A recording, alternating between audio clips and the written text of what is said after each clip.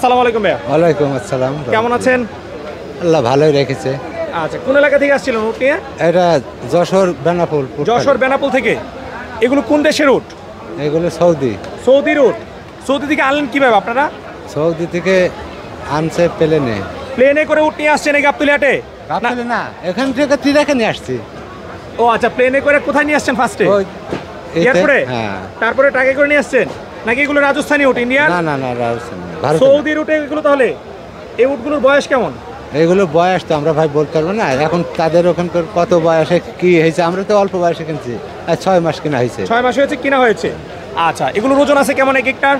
এক একটা 20 মন, 20 18-20 মন করে। দাম চাচ্ছেন কত আপনার হাটে? 35 লাখ। 35 লাখ। তিনটা কত তাহলে? 1,05,00,000। আচ্ছা আচ্ছা, এখন পর্যন্ত কি উটের কোনো দরদাম হয়েছে হাটে? দাম হয়েছে ওই একটা করে দাম একটা করে হয়েছে। কত হয়েছে? মেলা কম হয়েছে। কত শুনি? একটা 25 লাখ পর্যন্ত হয়েছে। 25 লাখ পর্যন্ত হয়েছে, তাও বিক্রি করেননি? 25 লাখ বিক্রি করলে কি লস হতো? আমাদের লস হবে। ঈদের তো বাকি আর মাত্র একদিন, কি মনে হচ্ছে উট বিক্রি হবে এবার গাবতলী হাটে? এখন আল্লাহ যদি ভাগ্যে লাগে তাহলে হবে, নাইতে হবে না। বিক্রি না হলে কি করবেন? বাড়ি রিটার্ন নিয়ে যেতে হবে।